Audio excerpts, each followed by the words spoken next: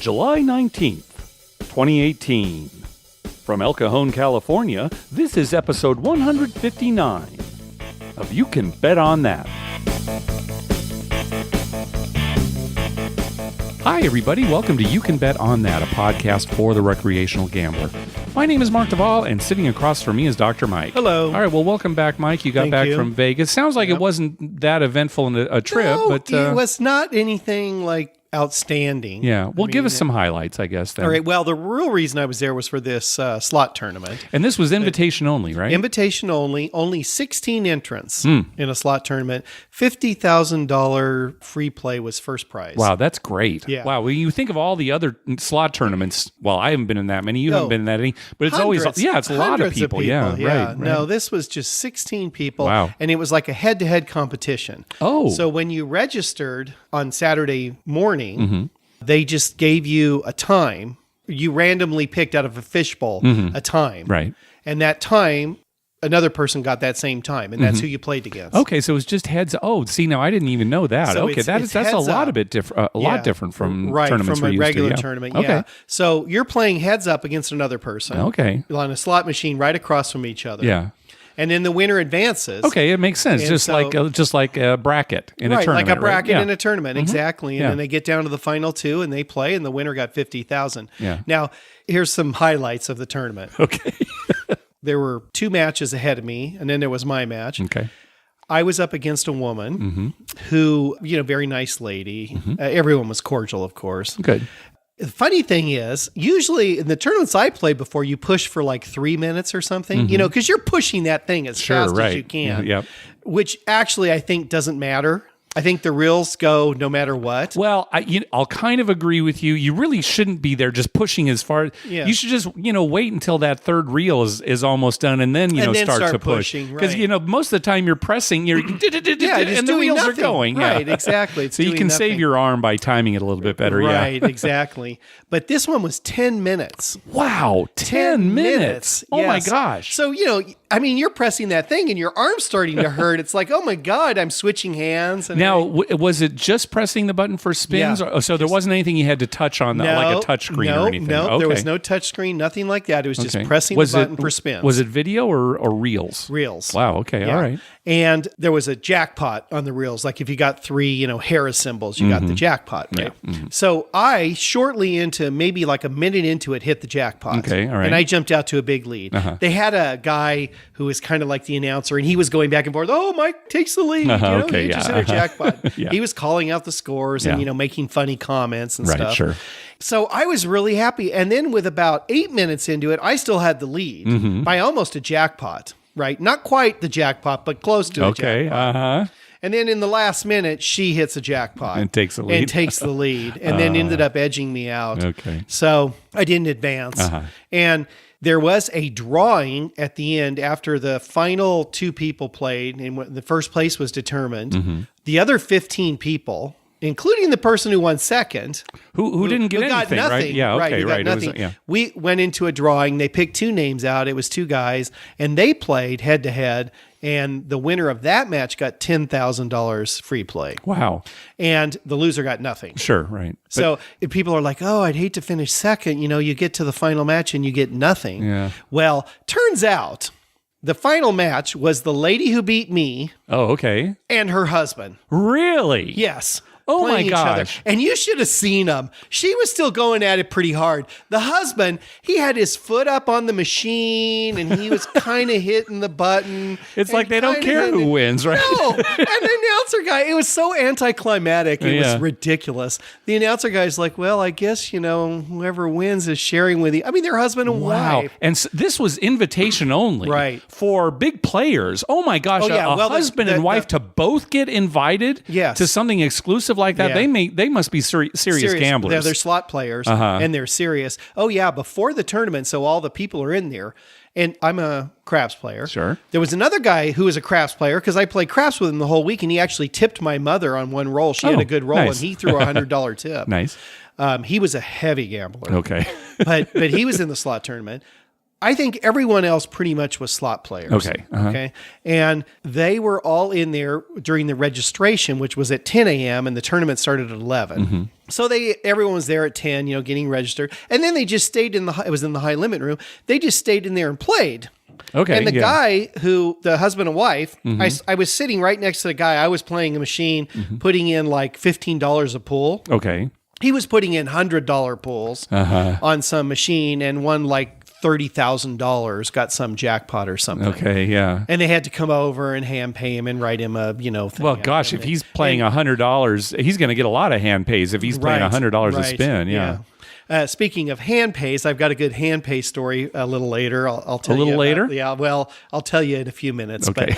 But anyway, so that's how the tournament went. I didn't get picked for the thing. My host was there, and she was like, "Oh, God, I'm so sorry. I'm so sorry." I'm like, "Well, I was actually okay with it because I'm just going to go back and play some crap." It's still a great free chance to win $50,000 or $10,000. One chance in 16 of winning, $50,000, and then after that, one chance in 15 of winning $10,000. So I'm okay with that. Okay, good. And it was fun. It was kind of fun. They had a big old food spread, and stuff, and they treat you really nice. Yeah. And so anyway, that went okay. As far as the craps that I played during the weekend, it was a tale of two cities. Okay. I mean, Friday I could not lose. I remember you texting me. Yeah, so many all tall, all smalls. Wow. I mean, it was crazy. I think the final count was 6. Where I got either the tall or the small, and 3 alls. 3 alls. Wow, just in one night. Yeah. Wow. It was crazy. And I was up Saturday was the exact opposite. There were a couple of halves, and that was it. And the rest of it was bad rolls. Yeah. So the trip didn't go bad. Okay. I still ended up good, but it was just disappointing to be up so much and then just come home with a little ahead. Yeah. So, what the heck. Yeah. But anyway, as I said before, my father and mother and brother were with me. And we went to Planet Hollywood on Saturday night. And my mom and I were playing craps. And I had a great roll, hit a bunch of repeaters, and jumped up about $2,000 ahead. I bought in for $2,000. I jumped up $2,000. I was very excited. I think, oh, good. finally a little bit of luck on Saturday. And then it got cold, ended up leaving the table down $1,500. And I was like, God, I just could not believe it. So my dad and brother were playing a slot machine. I went back. My mom and I went back to them. We were sitting. So all 4 of us line up it was this circular thing of slot machines. And I don't know what it was. I don't even know what I was playing. It's one of these ones with buffaloes. And it's a buffalo. Sure, that's the big one. But there were 4 of them on one screen. So there was buffalo and something else, some princess thing. Okay, all right. Anyway. You were playing the princess thing then? Yeah, I was playing 4 different games. Oh, you're playing all of them. Yeah. Okay, I get you. And I'm playing the max, which is $7 a pull. It's a penny machine, but I'm playing $7 a pull. The penny machine. Yeah. So I put $100 in. And I, getting down, I was down to about I had about $50 left. I had about half my money left. And I turned to my brother and I said, well, does this do anything? Do I get any bonus? Is there any way to get, how sometimes you get free games? And yeah, sure. Free time. And my brother's like, yeah, you just haven't got one yet. Very next push, I got some mega free game. I ended up with 68 free games. Okay. And, every one was paying off like crazy. And my brother's all excited. My dad's freaking out.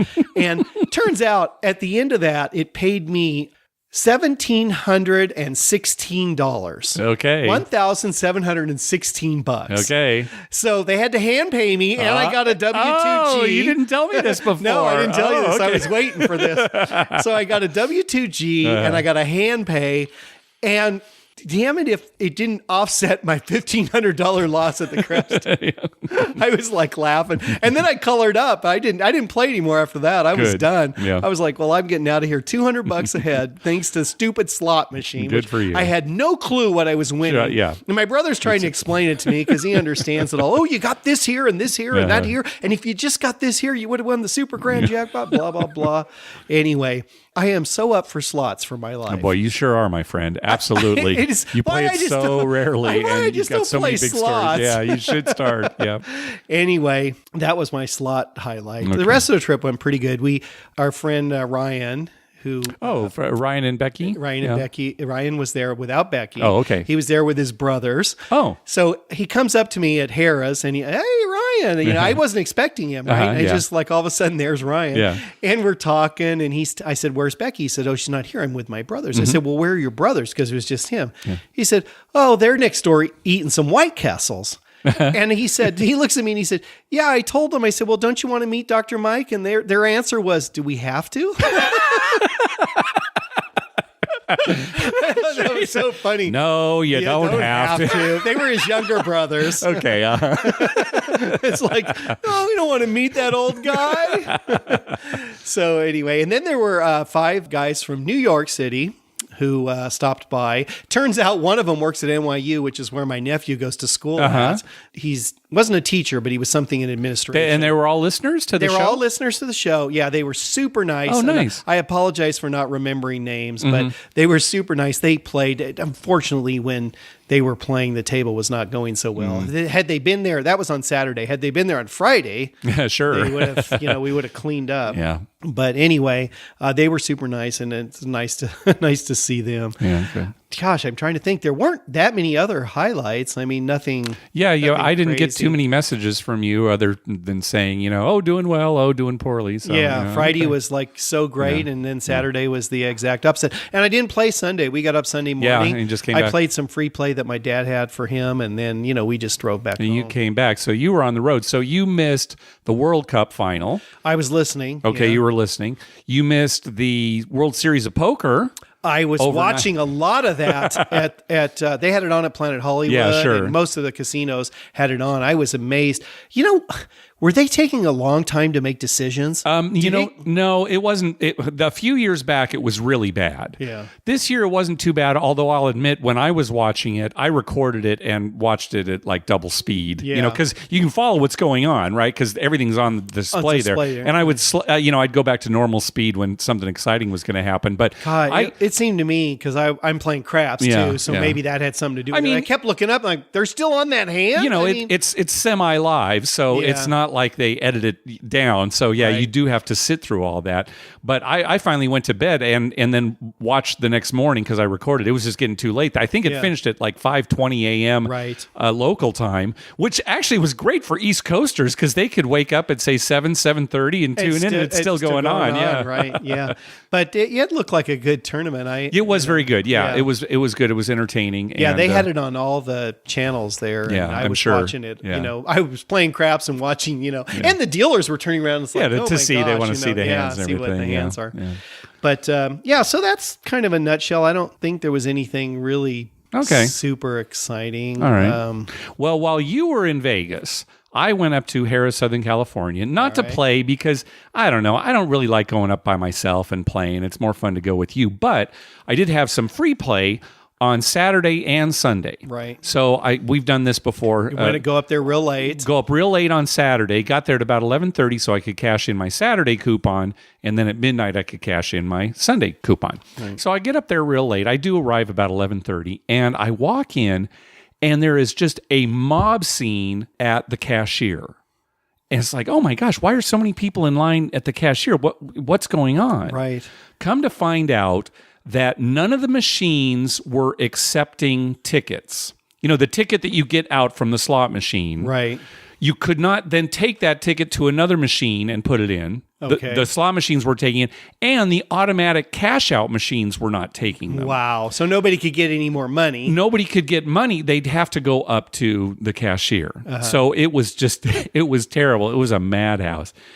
Unfortunately, it wasn't terribly well organized, and you can understand that. I felt sorry for the employees, right? They're not expecting it, and they're overwhelmed. But what happened now, kind of how the cashier works here at Harrah's, Southern California. I'll try to describe it, but basically there are 3 different lines. There's one for gold and platinum, the lowest tiers. Right. There's a separate one for diamond. Probably the most people are diamonds. Maybe. I don't know. At that place. When I got up there, the gold and platinum line was about the same as the diamond line. Yeah. Okay. And then there's a separate line for 7 stars. And when it's not busy, typically what happens is when a cashier opens up, they see if somebody's in the 7-star line and they say, 7 stars next, right. and then if nobody's in the 7 stars line, they look at the diamond line, and if nobody's there, then they take it from the gold and platinum.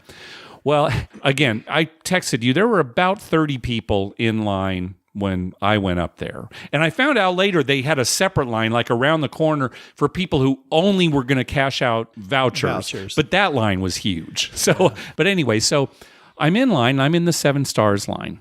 And 2 cashiers are dedicated to each of the lines, right? Okay. And it just so happens that for whatever reason, I guess this isn't that uncommon, the 2 cashiers that were dedicated to 7 Stars had people at them that were doing long transactions. Right. I don't know, paying off markers or getting cash advances. I don't know what. Usually 7 Stars, they're paying off markers or getting cash advances. Those things take a while. Yeah. Right. So the gold and platinum line is moving like crazy. Right. The diamond line is moving like crazy. And the 7 Stars line is not moving at all. Right. And so, it serves those 7-star people right. I'm getting a little annoyed, but at the same time, I'm thinking, I understand, right? This is a terrible situation. But some of the other 7 Stars just started flipping out. And one guy in particular went running up to the cashier and start cussing them all out. And, because another person would go out of the gold and platinum line, another. Oh my gosh, he just lost it. He was used to the normal routine where after they serve somebody, they tell, okay, 7-star, come on, So it's usually the gold and diamond people getting pissed off. Well, see, okay, I'm glad you mentioned that because, this was an extreme example. Right. But I have never seen a cashier's line or line at some of the other places that are really good at handling the different tier levels. Right. You either have a situation like I was in the other night where, nobody's coming out of the 7 Stars, or you've got this poor guy who's the lowest tier. He's at the front of the line in his line. And never gets called because a bunch of 7 Stars and diamonds keep coming up and, going in front. Now, there's some casinos that have the 7 Stars windows kind of off to the side. And that is nice, but same kind of problem. You could be behind somebody who's just making a big transaction. You look over back to the regular cashier, and meanwhile, people are going like crazy. This has even happened on check-ins, Mike. Right. When I've been in the diamond check-in, and I can see the regular check-in, over in the corner, I'm thinking, oh my gosh, that's going way faster. It's going way faster too. Yeah. So I'm not saying I have a solution, and again, I'm not saying I'm frustrated as a 7 Star because I know, hey, if you're just, the lowest tier, I'd be frustrated too when you see these people keep getting helped ahead of you. And it can happen in buffet lines too, where it's like, oh my gosh, the 7 Stars people keep coming and here I am in the regular line. I'm never going to get seated. So they need to do something. I'll tell you what the solution is. Yeah. You have one cashier for every 100 patrons in the casino. Yeah, I guess so. I mean, that would be good. Or just, hey, did you just have somebody, just roaming around? Do you need some cashier? We're expecting 10,000 tonight. Do you need a cashier? Do you need something? Do you need help? Do you need to cash something out? Just walking around. Yeah, they could have people walking around cashing out tickets. I mean, that's why they have those machines. They could, but that's the thing. They've got the machines. So why pay people, a wage when you've just got these machines? And the machines usually are working, right? I'll tell you why you don't have the machines. Technology sucks. Okay, it sucks so bad. Technology is great when it works, and when it doesn't work, it is the worst. It is the absolute worst. You may be the first person who's ever come up with this. Yeah, maybe. I'll tell you, it just drives me crazy. I know, if technology always worked, the world would be perfect. Well, I'll say this: at least the slot machines were generating tickets. Yeah. Oh, that was actually working because the Russians forgot to screw that up. They screwed up the payout. They would almost have to close the place down. How could you cash out? So those were working. You'd have to sit by your machine until it worked. Now I've got $300 in this machine. I'm not leaving. What happened as a result, since they were being printed you go up to the cashier. There was nothing for them to scan because the computers were down, at least that side. So they just look at the total, and give it to you. Correct, which it probably is. Well, yeah, probably, right? But too bad we didn't print up a bunch of. Yeah, tickets. I wonder if they had any problems with counterfeiting afterwards. If they found any. I don't know. It depends on how long it went. That's the thing, right? If it started at like 5 p.m. and it was still going at 11:30, somebody could have went, let's just print up some tickets. That's true. If you had some, I don't know how you do that quickly, but. Anyway, that's what the fun that I had while you were gone. So. It sounds like a nice time. Yeah, it was good. I'm sure you had a nice ride home. And it was fine. I didn't have to wait that long. It really, honestly, once finally the two cashiers at Seven Stars cleared. Oh, I did feel bad. There was a guy in front of me who wasn't Seven Stars. Oh God! And he waited all that time. He waited and then went up to the window. He said, "Oh, I'm sorry. This is only for Seven Stars." Get in line. Oh my God, that happens a lot. It does happen a lot because people don't read the signs. And the signage is not that great either. No, it's not good. Yeah. I'll admit that. Yeah. But they get in a line because it looks shorter. He probably, this line's short. Right. No, this is the slow line, sir. Yeah, it's shorter, but it's the slow line. And you don't qualify. Go to the back of the other line. I'll tell you what, though, it's a good thing that most people are pretty patient. Because when something like that happens, I mean, the poor people working. I feel terrible. I mean, I know there's going to be one, guy that's got the big A on top of his house that's gonna, complain and bitch and moan and everything. But you shouldn't really. He was out of line. It was. I mean, what are the employees going to do? Right? They're going to get yelled at by somebody. That's right. Well, if you've been watching the news, Mike, you probably saw where Charles Oakley, NBA All-Star Charles Oakley, was arrested at the Cosmopolitan for pulling back a $100 chip from a bet that had been resolved that he saw he was going to lose, but they had not collected yet. Evidently, Charles Oakley did not invest his money well. The guy played, 19 years in the NBA? I know. Yeah, 19 he had a long years in the NBA. He had a long career, I know. You played 19 years as a professional basketball player? I think you've made some money. Oh, my God. Well, and maybe he does have, he's betting $100 chips, but I'll tell you, that is a big, big mistake because cheating at a casino in Las Vegas. Yeah, they don't care who you are. I want to say I read where he's up for 6 years in prison if found guilty, something like that. Wow. Yeah, that's, I think if I remember. I bet you that doesn't happen. Maybe not. And when the reports first came out, they did not say what game it was on. I subsequently heard that it was blackjack, but I couldn't really verify it. So maybe it was a blackjack hand with, maybe a full table. Right. And, the dealer hit to 21 or something. He just reached out. He's at third base or something. Yeah, and just took some back. I don't know, but they caught him. So that's so funny. Well, what is Charles Oakley's problem? Yeah, well, I think he's got other issues too. Yeah. Oh, you think? Anyway, don't cheat at the casino, folks. Do not cheat. It's not really the place to. It's not worth it. Yeah, try and get away with something. Unless you can get away with it, then Yeah, then go ahead. I think we've made our point. Yeah. All right. We got an email from Chuck a little while ago. Let me read it to you. Can you talk about a general rule of thumb of what constitutes a high or medium roller when it comes to asking for and getting comps at different casinos? I'm assuming it's a combination of table limit, game played, and length of time. I know the basic answer is it depends, but a target to shoot for would be nice to know. Thanks for any feedback you can provide, Chuck. Yeah, it depends. It depends. You know what it is? It depends on what you're asking for, too. Mm-hmm. If you're asking for you and your wife to go to the buffet, you don't have to play very much. Typically not. Now, it's going to depend on the casino. If you're in the Wynn, if you're Bellagio, well, okay, you may not get a free buffet at a place like that. Yeah, and it depends on the mood of the pit boss. And there's so many factors. But if you're asking for like room comps or something, you're going to have to put in some play. Here's what I would say. First, I would say that Total Rewards, now that's Caesars Entertainment, Total Rewards is pretty good at giving you room offers from the get-go. You sign up, you play some, especially if you concentrate your play. Now I'm talking about two different things here, but that would be one thing, is concentrate your play at a single property. Right. That's a way to get their attention. Right. And especially if it's one of the lower Caesars properties, say like the Link, something like that, or Harrah's, or maybe even Bally's. Right. Spend the whole day there playing, and you'll probably get some offers right away. Yeah, you don't. They're all owned by the same company, but if you move around, it does not help you. Yeah, it would not. Certainly, playing at Caesars, would not be as good as playing, say, Rio. Right. Exactly. Right. Also, the guys on Vegas Confessions have been talking about how the Plaza downtown, you don't have to put much money out there. You'll start getting a lot of offers from them. Right. So it's going to depend on the property as well, too. Play at kind of these lower tier properties.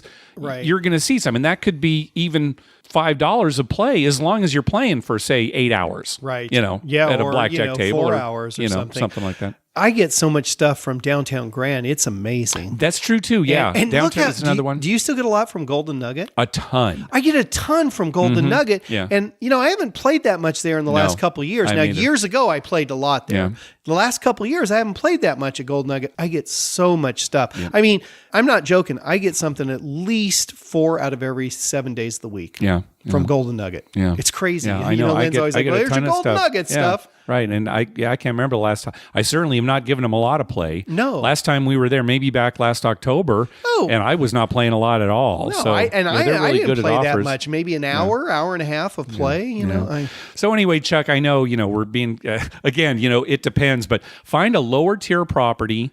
Play, say maybe at least $10, right. At a blackjack table, or if you're at a craps table, maybe $10 there too, right? $10, just 12 on the 6 and 8. Play for a while. It's the time. That's the other thing. Really if you concentrate on one place, if you're then at you one may get some property offers. and you spend a lot of time playing there, because you will get offers. It's all about we've talked about it before, ADT, your average daily theoretical. Right. So if you're playing for a long time, at decent limits, maybe not the minimum, maybe not $5, like I said before, but $10. Right. A little above the. I think if I had to prioritize, whether it's the amount you play or the time you play or the property, I think the most important thing is the time.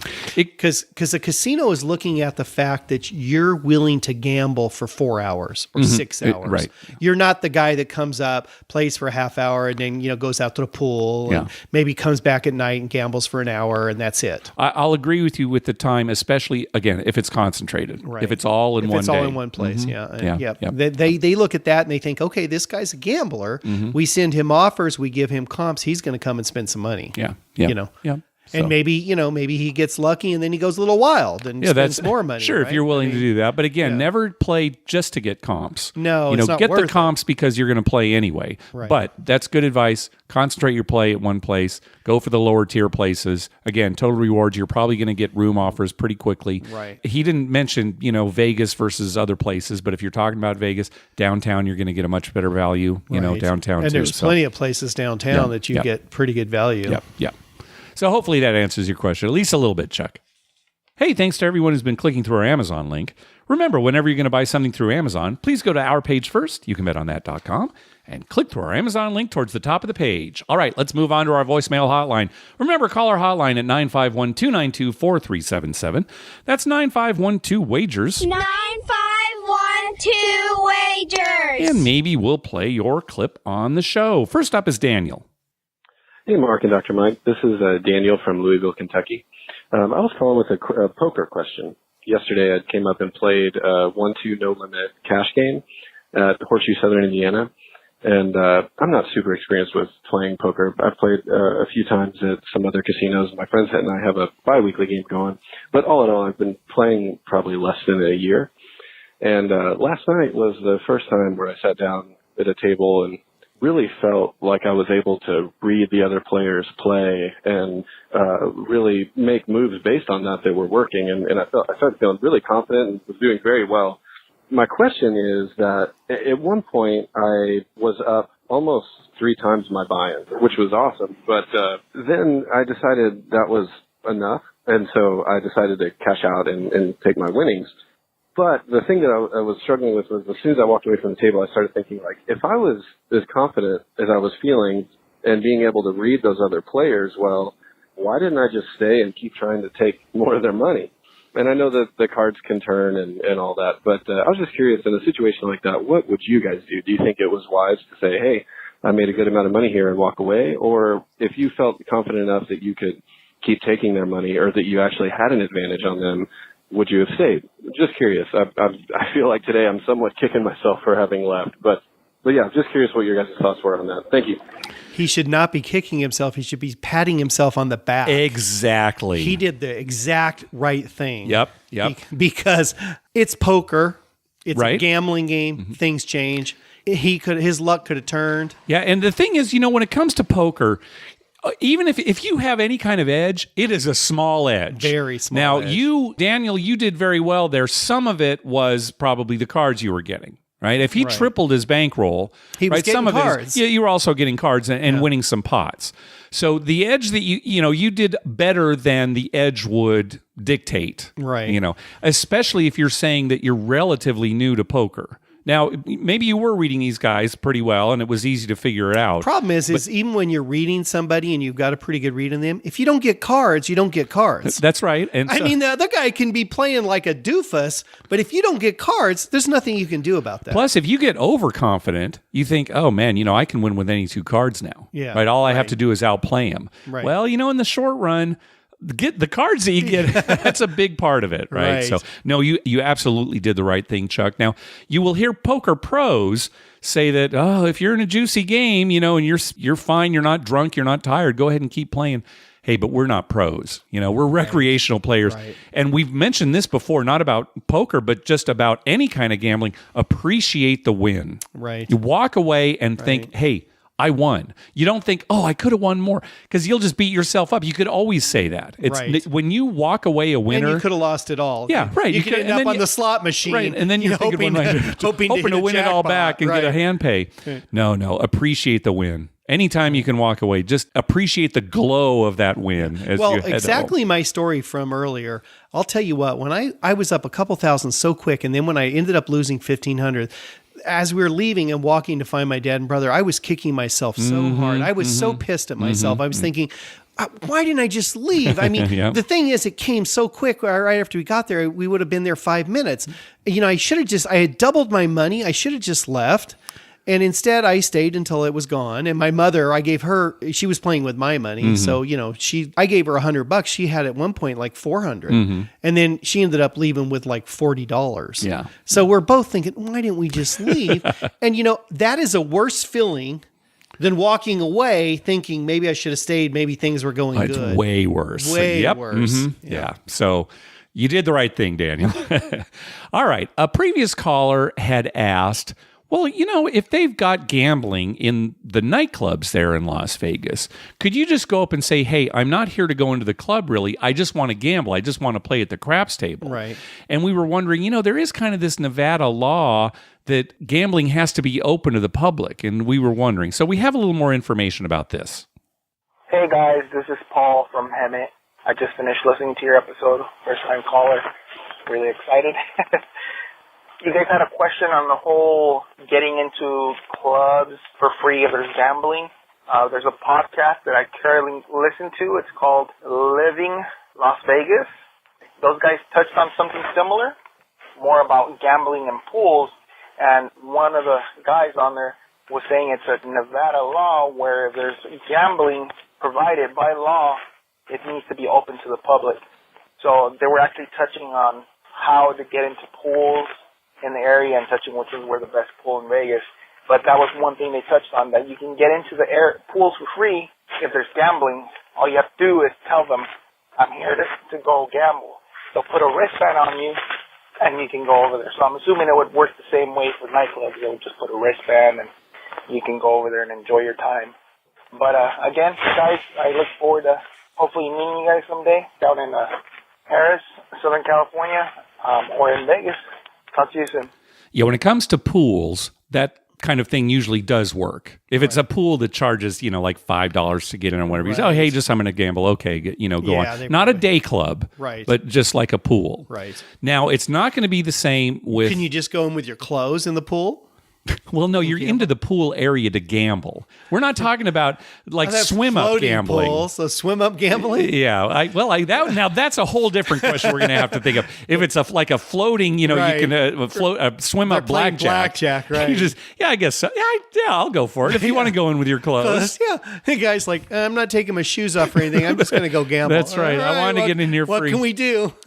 All right. But when it comes to the nightclubs, you're probably still going to have to pay. Now, we got this great email from David. I'm just going to read it here.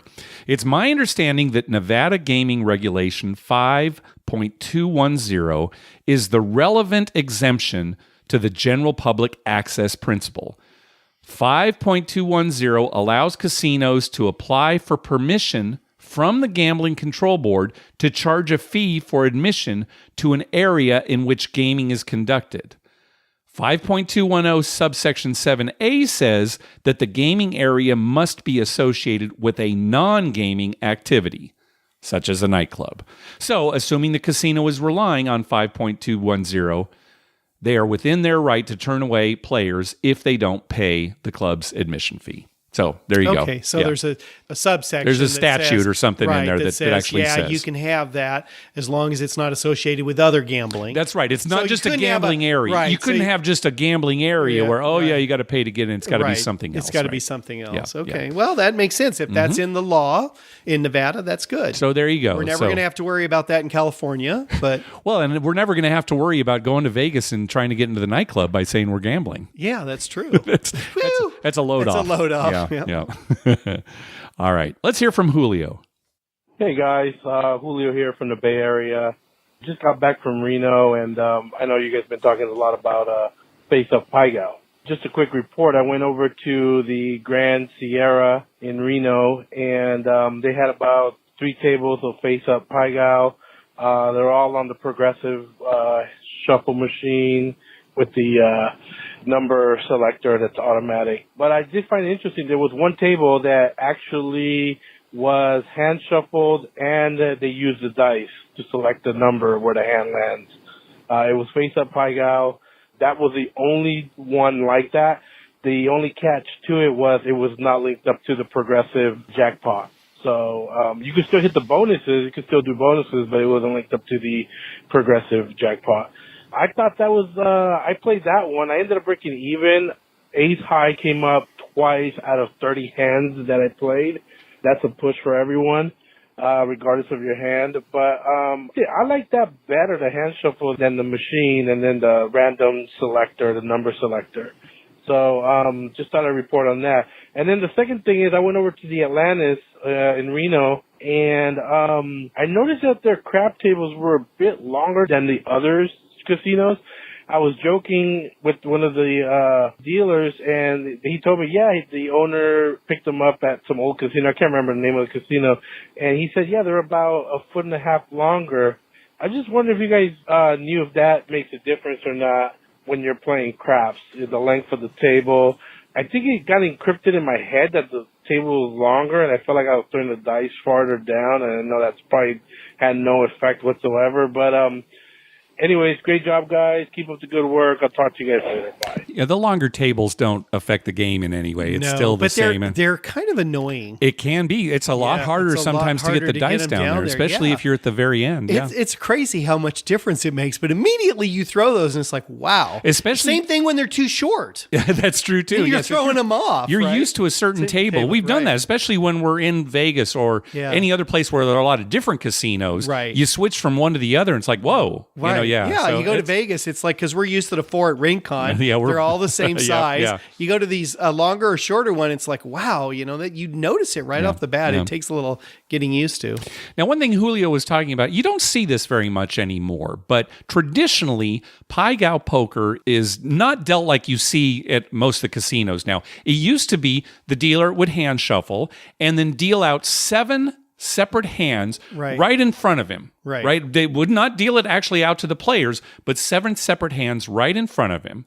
And then he would take this shaker that had 3 dice in them and shake this and open it up, add up the total, and that total would determine which player gets the first hand. Which gets, Right, and in right. the order that the cards are going to be. It was a way distributed. to kind of randomize it, Sure. I guess, to prevent cheating, that kind of thing. Nowadays, all they do is they press a button. It shows the number of the position that's going to get the first hand, and then they just take them out of the automatic shuffle machine one at a time. Deals out Right. 7 cards, give it to that, and that way. What'd you like about the dice? I know exactly the thing I liked best about the dice. What I liked about the dice, Mike, Yes. especially when you were able to be the banker, Right. was taking it and slamming it down on the table. People just take that thing, they shake it, they just slam it down on the table. Yeah, that's that was the most favorite thing. Second most favorite thing is when they'd open it and 2 of the dice would be stacked on each other. Right. And everyone would go, oh yeah! That's right. You'd have to do it again. Yeah, oh You gotta do it yeah! Oh yeah, that whole tradition was kind of fun. I mean, kinda... there was a real tradition to it, right? Yeah. And some guys, sometimes the player, would be banking and they'd pick the dice up and they'd shake it and they go through all this random thing, right, and then they just slam it down, and then everyone screams. Now you know me, I didn't like it when the dice were stacked at the end there. It's like, so whenever I shook the dice, I'd slam it down and then I'd give it another shake. Yeah, a lot of people would give it a little shuffle so they'd fall off. I liked them stacked up because everyone would scream like it was some big miracle. Like, how'd that happen? So there's no different, ultimately it doesn't affect the game other than it's a little slower than the automatic shuffler and the automatic random number generator. Speaking of dice, I just remembered something from my trip. Okay. I didn't tell you this either. Some guy was rolling the dice from the end of the table, rolled them down, they bounced around, popped up, and both die landed on a stack of the dealer's chips. So the chips that the dealer has, right? One landed on one stack of green, the other on a stack of white. Really? And that's a good roll, right? No roll. They called no roll. No roll because it's actually on top of his stacks. It was on top of the stacks. Okay. Actually, now that you say it, okay, I don't know that I've ever seen a single die land on a stack. This was two. The dealers were like, wow, we've never seen that. Yeah, they've seen one pop up there, but two of them popped up and landed and stopped right on the thing. Right. And it was a good roll. It would have been like a 9 or something. Yeah. So it wasn't bad for anybody. All right, good. First time. First time I've ever saw that. I forgot about that. Nice. All right, a very popular topic on this show lately has been, how come there's no craps and roulette in Minnesota? And why is everyone so concerned with Minnesota? Oh, because it's like, what's going on? Yeah. All right, well, is this the final answer? Let's see. All right, I'm going to end the Minnesota craps thing. Here's the reason. Minnesota was the first state to sign state tribal compacts. That's the agreement between the state and a tribe that allows gambling. Those tribal compacts only allow blackjack. Why is not 100% clear to me, but they do. So why don't they change the compacts? The reason is that when Minnesota was the first to do this, as the first mover, they didn't know what they were doing and they didn't negotiate any sort of revenue share. The tribes in Minnesota make tremendous amounts of money through these tribal compacts and have no interest whatsoever in amending them. The state of Minnesota would be happy to amend the compacts to allow for craps, roulette, other games, but the tribes have zero interest. They know that if they amended the compacts, the first thing that the state of Minnesota would ask for would be a revenue share, and they're just not willing to do that. So it all comes down to money, like everything else. Take care. Love the show. All right. Well, that's another piece of the puzzle there. Yeah. That sounds very, very plausible. Definitely makes sense. Yeah, definitely makes sense. Although, part of me still wants to go with the architect story. Yeah. Maybe we should just go back to that.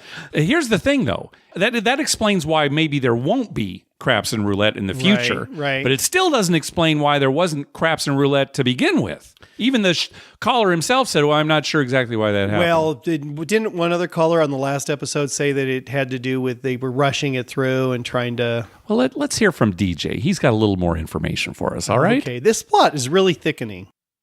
Hey guys, it's BJ from St. Paul, Minnesota, calling see if I can maybe take a few more whacks at that dead horse that is gambling laws here in the state of Minnesota. I actually looked into why the real reason is that craps and roulette are not offered in the state of Minnesota. In fact, with the tribal compacts here, there are two of them. Initially, there was one which just dealt with video games of chance. So that included slots, video poker, video blackjack, etc. That's also why in Minnesota you will not find any real slots, any spinning reels. It's only video. So that is what started out as tribal gaming here in Minnesota. And then eventually one of the tribes in southwestern Minnesota sued to get a compact for blackjack. They had already been running a game that they were calling, I believe, Bingo 21. So they just put a B in front of each of the cards, and if you had B1 and B10,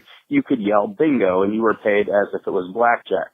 So eventually, the federal magistrate ruled in favor of the tribe, saying that the state of Minnesota would need to negotiate blackjack compacts with all the tribes. So that's what ultimately happened, and as a result of that, the compromise was that the tribes agreed in return for the state not pursuing any further litigation on it would be that they wouldn't pursue any other games. So they would not be pursuing craps, they wouldn't pursue roulette, they wouldn't pursue sports betting Now, of course, those are not line items in the compact, so we will see what happens here, I suppose, when the inevitable push for greater sports wagering happens. And I'm sure, you're aware, in Minnesota, things like that tend to move rather slowly.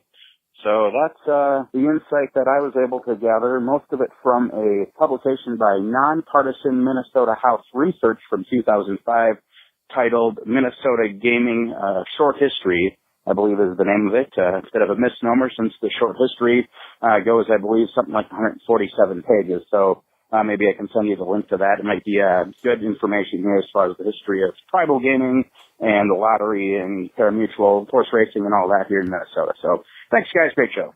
Now, that's some good research. Yeah, that's good research. I'll tell you what, we can't let this go. What? We got to get craps into Minnesota. Oh, my God. I was about to say, okay, I think that's all we need to discuss about Minnesota and we're going craps to push roulette. those Indian casinos until they allow craps. Oh, my gosh. If they're what's holding us up, and we need to push that. All right. Are you going to get behind this? Are you going to spearhead this? I'm going to start a campaign. I'm going to put a sign out in front of my house. All right. Right on the grass. Your house. Yeah, right in front Minnesota, of Minnesota. You live in a cul-de-sac. Nobody comes in. That's the problem. It's a cul-de-sac. Nobody's going to see it. Yeah, that's your problem. That's my problem. Putting a sign about Minnesota gambling on your lawn.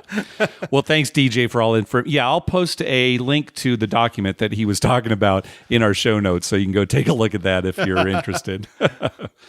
All right, next call.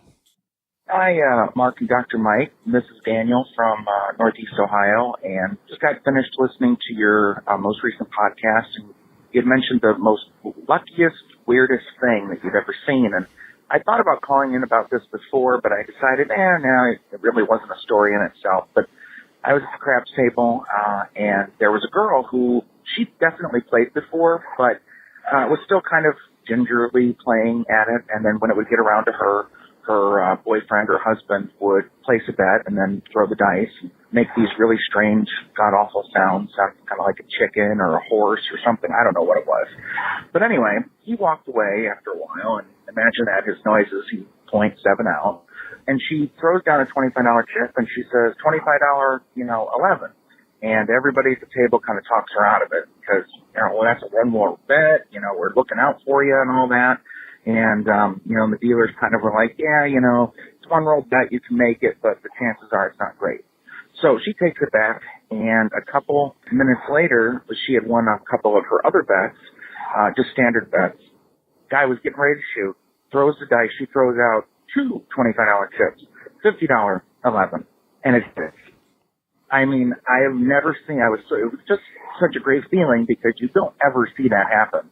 And it was just like, wow, but this time she doubled it up and won, and it was just fun and probably the craziest thing I've ever seen.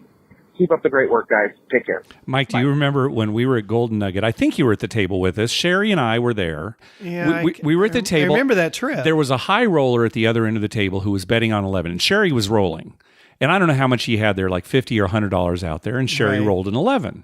It's like, oh, he's, great, thanks. And he looked at her and said, "Can you roll another one?" And Sherry, I remember this. Sherry looked at him and just didn't say a word, just nodded her head. And she loves telling this story because she says at the time she didn't even think about it. She wasn't thinking, "Oh yeah, I can." It was like, "Oh yeah, I can." Like she knew she was going to do it, right? Even though it's not the kind of thing that she would normally. Yeah, right. A tingly feeling. Here it comes. All she just, yeah, and she nodded her head. And sure enough, she rolled another 11. He had pressed it up. So, he tipped her $100 chip. Nice. And it was a big thing. Nice. So that's what reminded me when I heard that story about the magical 11. Yeah. Yeah. It's good when, you just do something off the cuff and it hits. Yeah. I mean, because so many times it doesn't. It usually doesn't. All right. Hello, Mark and Dr. Mike. This is Shannon from North Carolina. Just wanted to give you a trip report on my 4th of July visit to Horseshoe, Southern Indiana. I flew in Monday night to Louisville, got a lift to the casino. The hotel was very nice. It's a long walk from the hotel to the casino, but they've got golf cart shuttle service available, and the shuttle driver is very friendly, and they'll definitely be glad to take you if you don't feel like walking the 3/4 of a mile. Generally speaking, the people there were very friendly, and the customer service was very good. I played 5 sessions of craps, went 1-4. The dice were just ice cold for most of the trip. Finally, on the last night, Wednesday night, I had a good session. I was playing at the one table and bought in for $200 and was about even, and then they went up from $10 to $15 on the table minimum, so I moved to the next table, and I had a great roll, ended up cashing out $280 ahead. By the way, they now have one table with the small, tall, all bet, and the rest of the tables still have the fire bet, at least for now. I have a feeling that's not going to be the case too much longer. As far as the other games I played some blackjack, and it was a roller coaster session. I ended up down $60 and really got kind of mad because the player next to me was playing absolutely terrible basic strategy and was winning while I was playing perfect basic strategy and losing. For example, he split nines against the dealer ace. Oh my God. And he doubled down on a 7. And he won all of those hands. Still, though, it was a good table. It was fun. And as far as the slots go, I had heard that the slots were really tight there, and I found that not to be the case. I actually got good play on most of the slots. They have kind of older slots, a lot of older real games and a lot of older aristocrat games. But my biggest win was $240, so I didn't have a lot of huge wins, but I got a lot of really good play, so I was happy about that. And I really liked the casino, and I definitely will be back again. Ended up down for the trip, but still it was fun. It was definitely worth it. Hope you all have a great July and a good summer, and hope to see you again in Vegas soon. Thanks a lot. Bye-bye. Another good report from Horseshoe, Indiana. I'll tell you, Horseshoe Southern Indiana, I really like it there. They're super what friendly. You said, yeah, very nice. And the atmosphere is fun, kind of, and it didn't feel, I don't know, it just felt good. Yeah. Speaking of, we were talking about earlier about getting stuff from casinos. They send me so much stuff. I got one the other day, and it's like this Friday, and I'm like, do they know I live in San Diego? I mean, this Friday they're sending me something on Monday for this Friday. It's some giveaway. It's like some free slot play or something. Oh, they figure, oh boy, he's a 7 stars. I bet he could get on a jet tonight and come on over. I could just fly there. I've got wings. All right. Next up is Kelly. Hello, guys. It's Kelly from Utah, and I'm going to do this just once to balance out the universe a little bit. I'm going to say hello, Mark and Dr. Mark. Yes! There, I feel better. My question today is, we were at the Cosmopolitan this week, and we saw an occurrence of what we suspect to be a scam, and it's the 4th time that we are aware it has happened. And I was wondering if you guys have ever heard of it and know what in the world the people are hoping to accomplish. What happens is, and it's happened to one person 3 times and another person once. 3 times at the Cosmopolitan, and the other person was over at the Rio. Basically, the people it's happened to, they've been alone, and they're kind of small, unassuming looking people that it's happened to, so I think that's why they are targeted. And someone comes up to them and says, hey, there's this machine over here that's about to pay. You got to play it. And sometimes they'll say, I work here, or my brother works here, or something like that. And they'll try to get the person to go over and play this machine. And the one person that it's happened to 3 times, the person never got very far because they knew that it was a scam, and they just didn't indulge the person. But the one person where it happened over at the Rio actually went with it and said, okay, put some money in the machine and, started to play. And then the person, what we suspect to be the scammer, started leaning in like he wanted to show him how to play and touch the buttons. But the person knew enough to say, hey, back off. I know how to play my own machine. And then the person just walked off. And whenever they know that you're not going to give in to the scam, they disappear pretty quickly. But I was just wondering if you guys know, what is the person trying to get by doing this?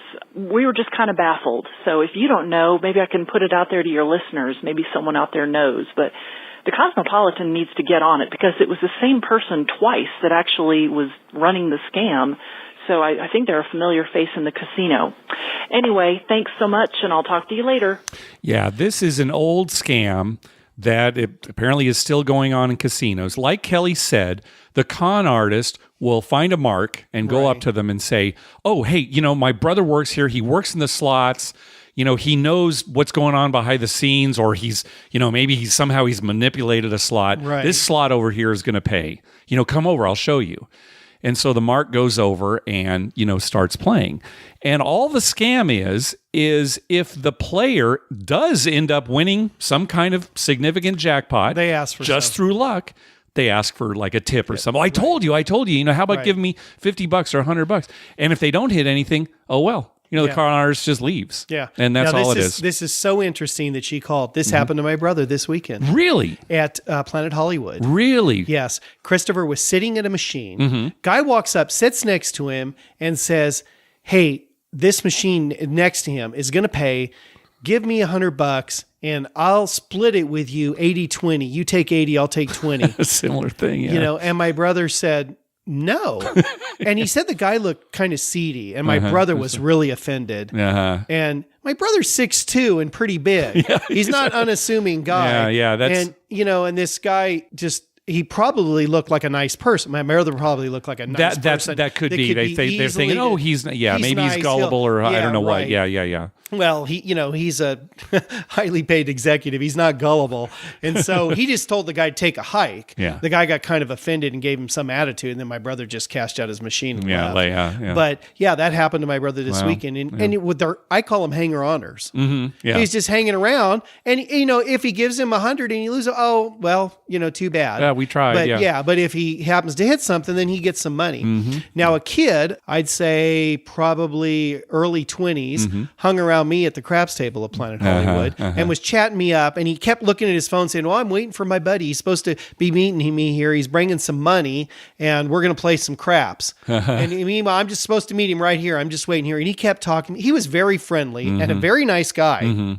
But I know what he was waiting for. He's waiting for me to say, well, here, since you're waiting, why don't you start playing? Here you go. Playing, or, here's some money. Let's see if you can roll. And he would be saying stuff like, I know, I got a technique. I set the dice this way and I do this. And he's just waiting for me to give him a few bucks. Yeah. And in the meantime, killing time, probably enjoys doing it. He didn't look homeless or anything. He actually looked like a pretty nice kid. It might be his job. But it's probably his job. And right? the casinos do need to start looking for this kind of thing. But also, it's going to help the casino if you report these people too. Just say, hey, security, this guy, see that guy over there, he's going around. Well, remember the guy that hung around me the whole time we were at Planet Hollywood? Yes, I was with you. He's running the same scam, right? Yep. And things are going good. You look like a nice guy. Okay. He's your friend all of a sudden. All of a sudden he's your buddy. Like, I brought you good luck. He even said to me, I brought you good luck. Yeah, I brought you good luck. Give me $20. I need to play poker. Yeah. Like, all right, so there you go, Kelly. Yeah, it's not that unusual. Yeah.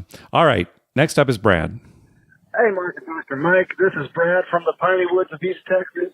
I just got back from a trip to Shreveport, Louisiana, and played craps for the very first time, and I swear it is probably the most fun I've ever had at a casino. I played at Sam's Town. Not really remarkable, I guess, as far as casinos go. Like, it's fine and all that, but I bought in at this $10 craps table for $120. I think I got there around 8 o'clock, and I lost everything, but it took me until like 1 a.m. to do it. It was so much fun. I'm very thankful that you guys talk so much about craps and really piqued my interest. It was just really great. And it's pretty funny. I discovered that I'm a lot like Mark at the table. And at one point, this dude sitting next to me who had to tell me several times, hey, man, calm down, relax. What are you so jittery for? Apparently, I can't keep still either. But, craps is an amazing time. I can't wait to go back. So, hey, you guys keep doing what you're doing. I love the show. And hopefully I'll talk to you guys later. Take it easy. I love Brad's attitude because he said he lost it all. He lost his buy-in, but he played for 5 hours and had a blast. I mean, that's great because, hey, craps, negative EV game. We all know it. Have a good time. Right. Every once in a while you win. Every once in a while you win. It's a great feeling. Yeah. So. That's great. All right. Let's hear from Will. Now, Will actually called twice. But there were some times where the audio dropped out, and it was kind of what I did. I ended up combining them and kind of editing it down. So you'll hear some of the audio drops out, and then suddenly he'll change subjects kind of drastically. But anyway, here's what I could get from Will's calls. Here you go. Hey, guys. Will from Chicago. Love your show. Haven't called in yet. I just want to give you a little trip report. Coming back from Horseshoe in Hammond, Indiana right now. I'm primarily a poker player. But I played about 5-hour sessions today and lost 200. Decided to stick $2 on craps on the way out the door. Just wanted to say for a few shooters. First shooter rolls for 45 minutes, hits the all-tall twice, hits 5 numbers to the fire bet, which I wasn't betting on, but it was the first time I've seen anyone hit the fire at all. Second shooter, now that I'm up a bit, I'm playing a bit like Dr. Mike. It's back-to-back hard sixes, which I had parlayed, so I turned a $5 bet into $4.50 there. Next two shooters, nothing to write home about, but after about an hour, I'm leaving. I turned 500 into 1975 on the craps table. It always feels like it's supposed to work the other way when I lose at poker and win at craps, but I'm not complaining. Good night. You guys got to get out to Hammond soon, just 30 minutes from downtown Chicago. 100 times odds on the craps tables. Great cruise. Knowledgeable, friendly, and fast. I would love to meet up with you guys here. And I had a couple things happen to me. I bet you guys have, but I wanted to ask, see what you've seen, if you've seen anything similar. First thing that happened, when I got there, I 7 out, but it's one of those, very borderline, close to a 7, close to another number, right on the edge of the die. I didn't blame the boxman for calling 7 quickly. It was a close one, but it's probably a 7. But then right when the dealer goes to pick it up, not too long after the roll stops, before he touches any die, it falls and becomes a 6 instead of a 7. Of course, I thought that would make it a 6. The toll table was saying 6-6. Boxman said no, 7 out. Even the dealer was saying, but I never touched it. It became a 6. But he was saying no, 7 out. I called it. It's over. Maybe that's just the rule. When it calls it, it's done. I don't know. But I was surprised that was what they called. I was wondering if you've seen anything similar. Next thing that happened, I'm sure is more common. Saw a guy try to pass post $100. I didn't even realize what was happening. He was right next to me. And he promptly got kicked out. He'd been getting away with a couple hard weights. I noticed those, but I missed the entire 100 pass line bet that he tried to stick down to my roll. So reviewed the tape. Was surprised. He just stayed at the table. He probably knew he was going to get busted. They came and they just escorted him right out. I wonder if you've seen anything like either of those two stories. But have a good one, guys, and I'll call back later. Bye. So pass posting, again, is when you add to your bet or you make a bet on a winning proposition that's already been established. Kind of the opposite of what Oakley was doing, right? Right, pulling your money back. You add to it. And craps is one of the easier games to do it on because there's so much going on. It's like, he made his point. Okay, suddenly the guy has a pass line bet out there. Yeah, or has a higher pass line. Or adds to it. I don't know that I've actually seen it. I'm also surprised that once the guy was caught, he didn't just take off. Yeah. If he realizes that he's got some scrutiny. I mean, as soon as they come to take him away, hey, it's 6 years in prison. Like, right. He probably gave him his player's card. Damn! What did I do? What was such I a bad thinking? criminal. I knew I was going to cheat, and yet I gave my card. Oh, I wanted those comps. Okay, as far as that thing with the one die, flipping down, that's just a bad decision on the boxman's part. And that's really, decision. it's just terrible. There was one instance on my trip this last weekend where I wasn't paying attention, so I couldn't say anything. Honestly, I wasn't paying attention. I was talking to my dad or something. Mm-hmm. But I guess the dice were rolled, and people next to me, the dice were going the other way, thought that it was a 6, and the dealer called 7 out. Okay. But he scooped him so quick. Yeah. He's like, he had the stick on him as they're stopping, right? At 7 out. And they said, no, that was a 6. And a big argument ensued. I couldn't, they kept asking me. I'm like, I don't know. I wasn't even watching. I have no idea. It probably was a 7, because sometimes from the other side of the table, the 5 looks like a 4. It's hard to tell 4-2, 5-2. Yeah. But they should just be slower about it. Just let the dice sit there for a few seconds. Yeah. Be a little bit slower about it. And, kind of getting back to Will's story too. Geez, if it flips over and it's a 6, just say, okay, it's a 6. Right. It's just good customer service. Right. You're going to get the money back. You're going to get the money anyway. So what? Talking about flipping the dice real quick so you couldn't see exactly what happened. Tell your story about what happened when we were out at Harrah's and there was a new guy who flipped the cards and then picked them up real quick. Right. We're out at Harrah's and where we play with cards.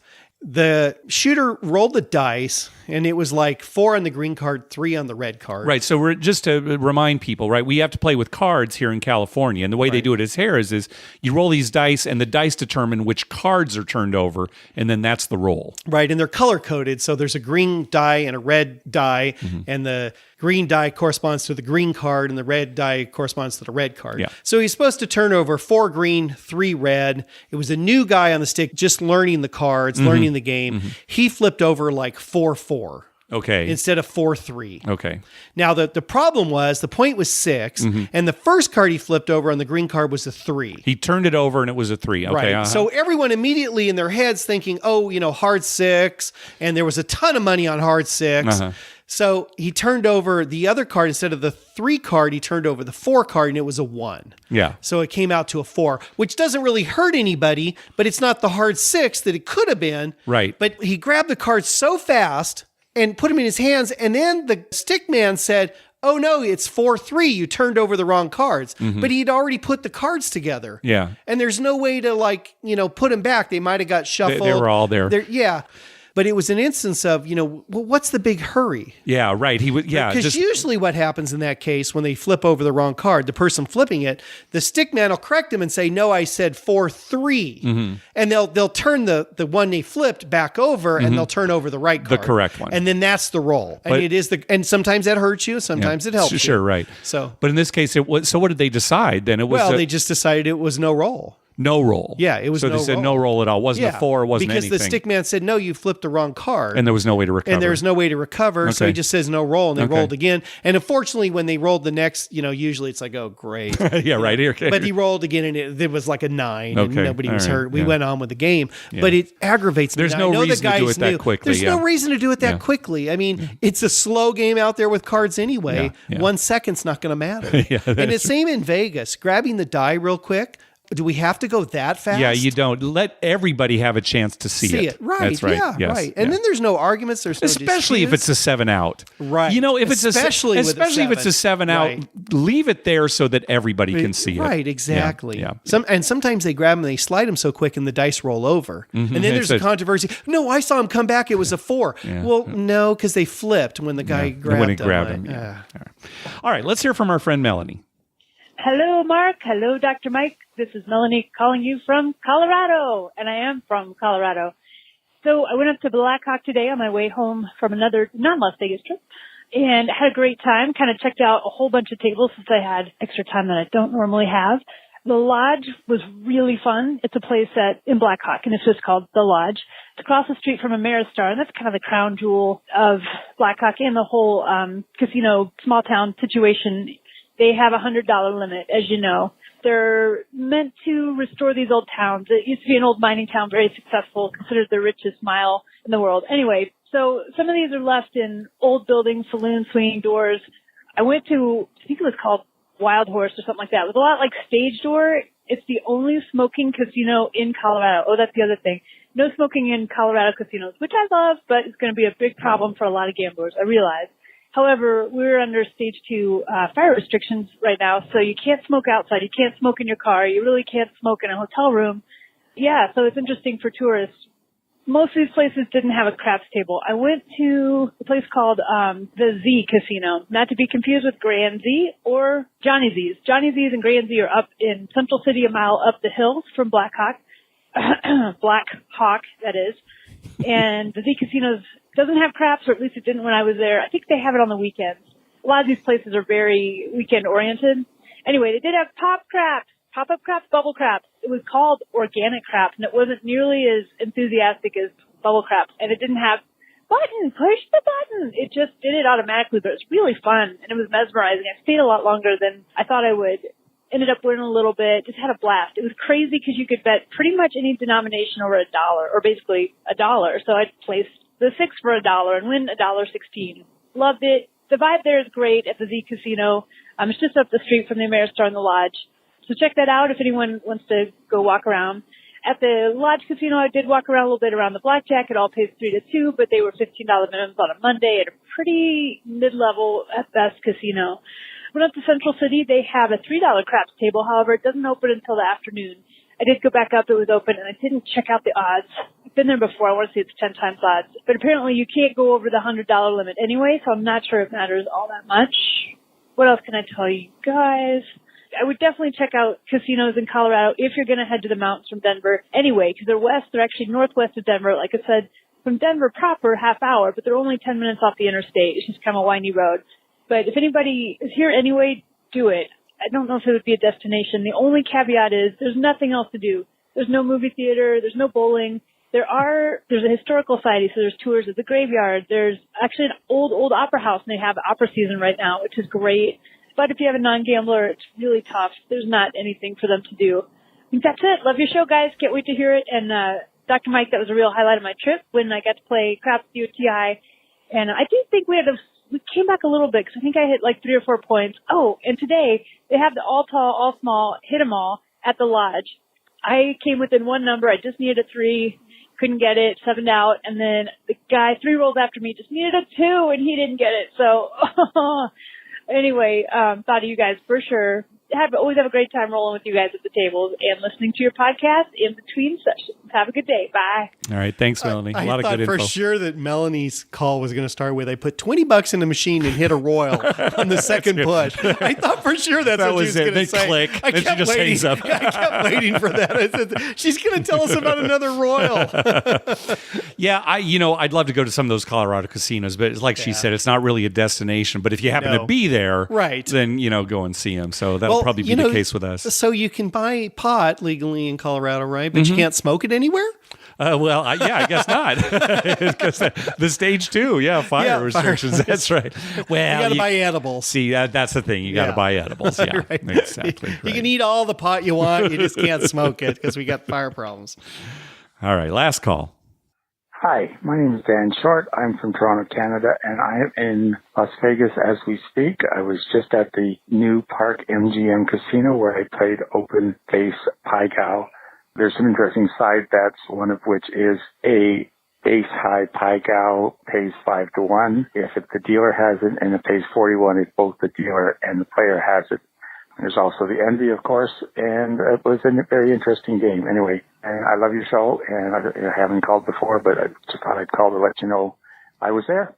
Talk to you, bye. And I edited Dan's call down quite a bit because he was talking about some of the mechanics of face-up Pai Gow poker, and I think we've talked about that quite a bit on the show already. Right. But we haven't talked about this side bet. You can make a side bet that the dealer will get an ace-high Pai Gow, which is a push in this game, right, for everybody.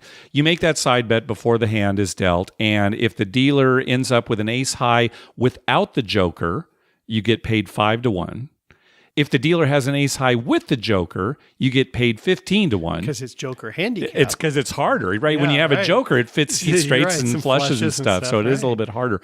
And if you, as the player and the dealer, both have ace-high, it pays 40-1. Right. Yeah. So have you figured that out, how often that comes up? Well, I haven't figured out how often it comes up, but I can tell you right now, just going to the Wizard of Odds, almost a 10% house edge. Yeah, I was going to say, that's got to be a huge house edge. Yeah. So there you go. All right. So again, Bunfest coming up here real soon, July 21st. Good luck to everybody going there in London with Vegas Bun Boy. That's going to be a lot of fun. Also, Oceans 14, Coast to Coast. A bunch of them are meeting in Atlantic City. A bunch more of them are meeting in Laughlin. That's July 27th through the 29th. It's too bad it's Laughlin and not Vegas. I know, because that's where you're going to be. Because I'm going to be in Vegas on the 27th and 8th Make a trip over to Laughlin then. I don't think so. All right. I will tweet on your behalf, but this is more of a family vacation for you, right? It's definitely a family not vacation. As much gambling. Yeah, the gambling's going to be limited to like in the evenings after dinner. Okay. The kids go up to the room and stuff. But during the day, we're doing a lot of family things. Where are you staying? We're staying at Caesars. Okay. Yeah, they got us a nice suite with an adjoining room. Oh, good. For the girls? So for the girls. Oh, good. That's good. nice. That is nice, we can lock that door and forget about them. Yeah. And then this weekend, I'm going to Comic-Con. As usual, got all 5 days, 4 days plus preview night. Nice. I was looking. There's really nothing that I can see that is going to be relevant for the show. But, of course, I always love going to Comic-Con. I'm a TV guy, so I'm going to go to all the TV panels. Well, what I want you to do on the next podcast is to report to me the weirdest thing you saw at Comic-Con. At Comic-Con, the weirdest thing? The weirdest thing. That's going to be hard because there's a lot of weird of weird things. I've got to decide what was the weirdest thing. What was the weirdest? All right. I'll see if I can come up with that. All right. That's going to do it for this episode. Hey, we want to thank Brian for his recurring PayPal donation. Thanks very much, Brian. We really do appreciate it. It's just terrific. Be sure to check out our TV listings showing all the gambling-related shows coming up within the next 2 weeks. We update those listings every Wednesday using a customized program that searches through all the raw raw American TV data. Just go to youcanbetonthat.com/TV-listings. We'd love to hear from you. Call our voicemail hotline at 951-292-4377. That's 951-2-WAGERS. Or you can email us at youcanbetonThat@gmail.com. You can also follow us on Twitter at YouCanBetOnThat and on Facebook at facebook.com/YouCanBetOnThat. Finally, please go to your favorite podcast app and write a review on us. We love getting your feedback. What do you got for us, Dr. Mike? Well, first off, I want to thank you for all the hardway bets you made for me this last week. Oh, you're welcome, Mike. Thanks very much. I appreciate that a lot. You're welcome. Let me tell you a funny hardway story. I think that people are going to like this. It's not funny. It's just when I was at Planet Hollywood, a guy hit back-to-back-to-back hardways. All three hard sixes. So like you did. Okay, yeah. Like you did. He hit 3 in a row. Nice. The first one I had $10, so I went to 100. Yeah. He hit that, and usually I stay at 100, right? But I don't know what possessed me. I went to 150 and 50 for the dealers instead of 200 for me, and he rolled it again. Oh, nice. Back to back to back. Nice. That was such a sweet hit. And of course, I had pressed my 6. 6 wasn't the point. I had pressed you had a place spec on the 6, so you're winning money there too. Yeah, when he hit the third one, I had 450 on it. So that paid great. It's just so much fun. And I know it's a bad bet and everything, but boy, when something like that happens, you just feel like you're. That's why you make those bets, is because you love that feeling. I when love they that hit. feeling. Yeah. You puff your chest out. That's me out there. That's me with 150. That's right. Now I'm going to be at Comic-Con this weekend. Are you going to go to the casino just by yourself? You going to go? I am, but I'm going to go do like you. I'm going to go up there late Saturday night. Oh, just get the free play. Maybe not even Saturday because I don't know. Oh, I don't think we've got free play. So you're just going to go up Sunday, get a buffet with the family? Buffet Sunday morning, a little free play, and then come home. No, we're not coming home. I take that back. We're going to go see Ant-Man and the Wasp. All right. Yeah. We already saw that's it. So we'll talk about this after the show. Thing to Comic-Con. Oh, okay. Very good. All right. Thanks for listening. Good night.